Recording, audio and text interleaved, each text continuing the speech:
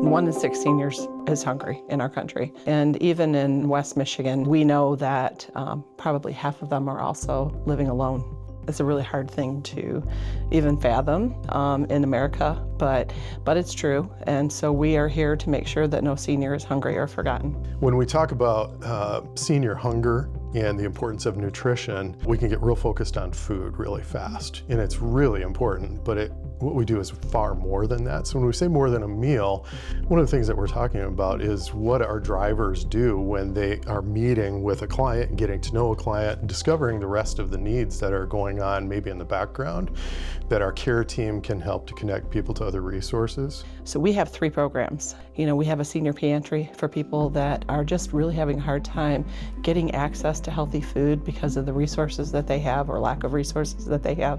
So they can shop at that pantry a couple times a month and get access to all kinds of wonderful healthy food. It is more than just shelf-stable canned food. We have fresh fruits and vegetables, and then we have our dining sites. Best kept secret in town, I feel like, because seniors can come in and enjoy a really nice lunch together, but more importantly, they have the ability to connect with others. And we know isolation ever since COVID, right? Everybody understands the importance of not being isolated. So giving people the opportunity to get out of the house and connect over a really nice and nutritious meal. And then our home delivered meal program, Meals on Wheels, as everybody knows it, that program is really for the frailest of the frail who really don't get out on a regular basis, can't get out and shop for groceries, stand at the counter long enough to prepare a healthy, balanced meal for themselves. And so within Kent and Allegan counties, we're providing that service. They're excited to receive those meals, and they're excited to get a visit. Many of the seniors I've visited as a volunteer, or many of the seniors I hear about, may only see their driver during the week. Some of them live alone, or they're living independently. They're in their home, which is wonderful, and they want to stay independent. But they rely on the meals to make sure that they can stay in their home, that they can still get the nutrition they need to prevent hospital visits, to prevent trying to get meals delivered from somewhere else, or trying to cook if it's not an option for them. Describe what goes on behind the scenes here. What time do the doors open to start cooking, right?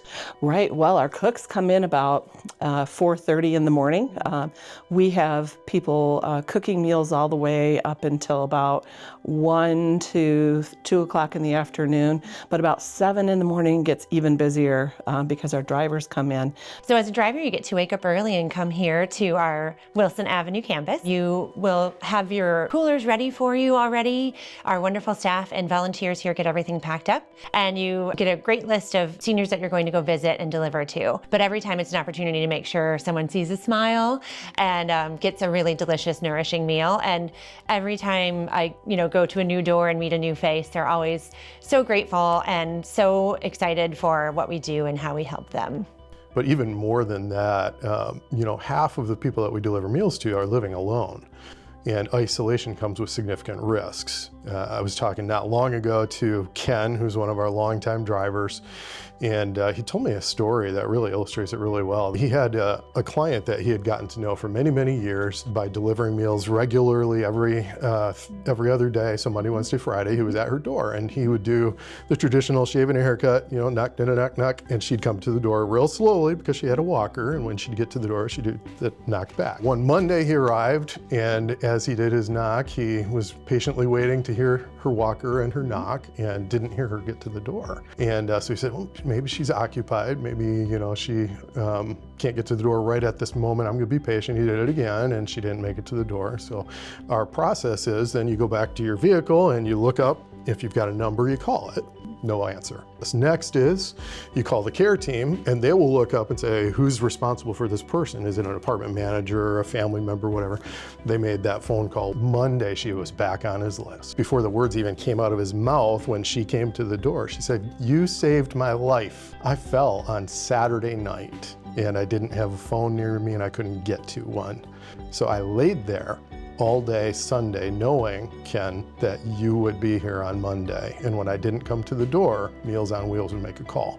And they called her son in Lowell, and he came to her door. And when she didn't answer the door, he called 911, and they broke her door in and got her to the hospital and got her the healthcare need that she needed to be able to be well. And you know, that's just one extreme example, but on a regular basis, our drivers are visiting people and observing and helping and being part of more than just delivering a meal, but being a part of their life in a way that's really important. If someone is interested in driving for Meals on Wheels, what's the procedure? There's so many ways. They're welcome to stop by here at the Wilson campus, or we have an opportunity to start volunteering through our website, which is mealsonwheelswesternmichigan.org. And if they go to the website, there's an easy link to sign up in order to get involved with volunteering.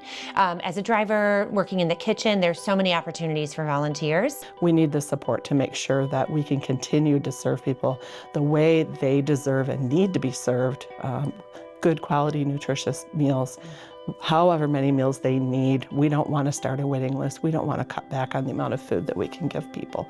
But funding doesn't keep pace, right? And in this environment, we don't know where that's going to land.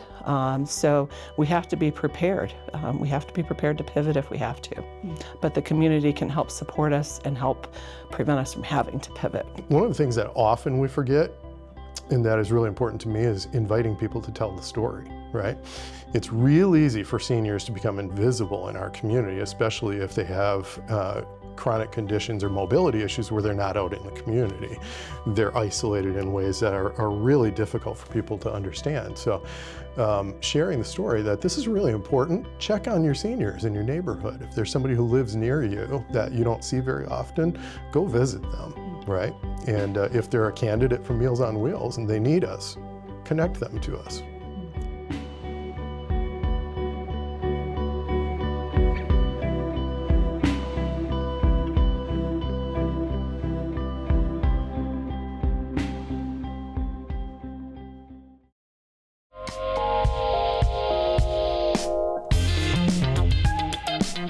Celebrating vibrant people.